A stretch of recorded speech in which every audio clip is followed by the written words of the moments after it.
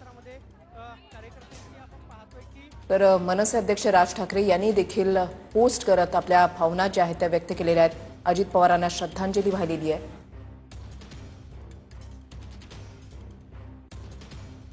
मनसे अध्यक्ष राज ठाकरे हे सुद्धा आपल्या रोखठोक शैलीसाठी ओळखले जातात. अजित पवार यांच्यासोबत त्यांचे असलेले संबंध, अजित पवार यांच्या प्रती असलेल्या भावना त्यांनी व्यक्त केलेल्या आहेत. राज ठाकरेंची ही पोस्ट आपण या ठिकाणी पाहताय. राज ठाकरे पोस्ट करत अजित पवार यांना श्रद्धांजली या ठिकाणी वाहिलेली आहे. अजित पवार यांचं अकाली असं हे जाणं सगळ्यांसाठी चटका लावणार आहे, धक्कादायक असंच आहे. आतापर्यंत राज ठाकरे यांनी अजित पवार यांच्यावर कित्येकदा टीका केली असेल किंवा अजित पवारांनी केली असेल. मात्र अजित पवारांच्या मृत्यूनंतर आता राज ठाकरेंनी एक भावनिक अशी पोस्ट केलेली आहे. अजितदादांविषयीच्या खरं तर अनेक आठवणी ह्या आज प्रत्येकाच्या मनामध्ये असणार. राजकारणामध्ये विरोध राजकीय असतो, व्यक्तिगत नाही, असं राज ठाकरे यांनी आपल्या या पोस्टमध्ये म्हटलेलं आहे.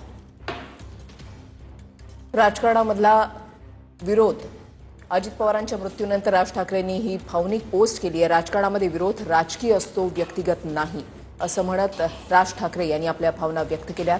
पवार कुटुंबियांच्या दुःखामध्ये सहभागी आहे असं राज ठाकरे यांनी म्हटलंय. त्यांचं ट्विट आहे, माझे मित्र आणि राज्याचे उपमुख्यमंत्री अजित पवार यांचं निधन झालं. महाराष्ट्राच्या राजकारणानं एक उमदा नेता गमावला. अजित पवार यांचा आणि माझा राजकारणातला प्रवेश हा काहीसा एकाच काळातील, अर्थात आमचा परिचय हा बराच नंतरचा, पण राजकारणावर कमालीचं प्रेम या एका गुणावर अजित पवारांनी महाराष्ट्राच्या राजकारणामध्ये खूप मोठी झेप घेतली. अजित पवार हे पवार साहेबांच्या मुशीत जरी तयार झालेले नेते असले तरी त्यांनी नंतर स्वतःची स्वतंत्र ओळख निर्माण केली आणि ही ओळख महाराष्ट्राच्या कानाकोपऱ्यामध्ये ठसवली. 1990च्या दशकामध्ये महाराष्ट्रामध्ये शहरीकरणानं वेग पकडला. ग्रामीण भाग अर्धशहरीपणाकडे झुकू लागला तरी तिथल्या राजकारणाचा बाज हा ग्रामीणच होता.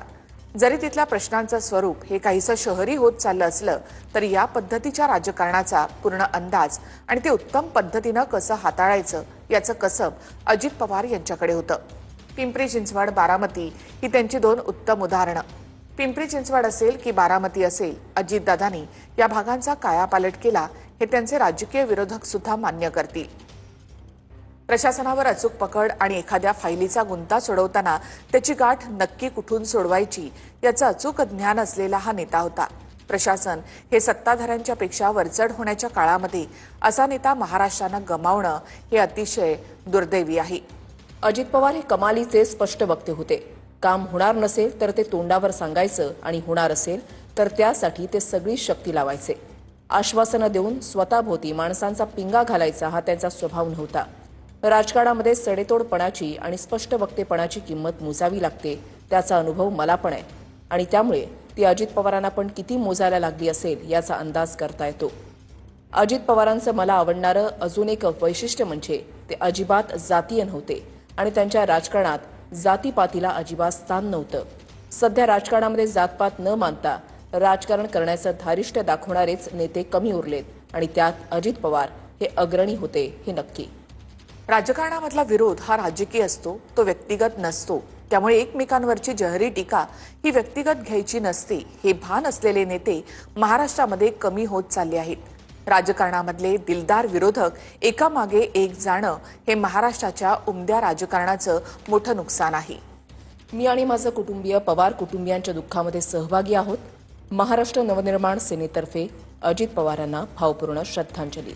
राज ठाकरे यांनी आपल्या या पोस्टमधून अजित पवार यांचं व्यक्तिमत्व हे उलगडून दाखवलेलं आहे. या ठिकाणी खरंच आहे की अजित पवारांनी आपल्या सगळ्याच राजकीय कारकिर्दीमध्ये मोठा संघर्ष केलेला आहे. खरं तर 7 वेळा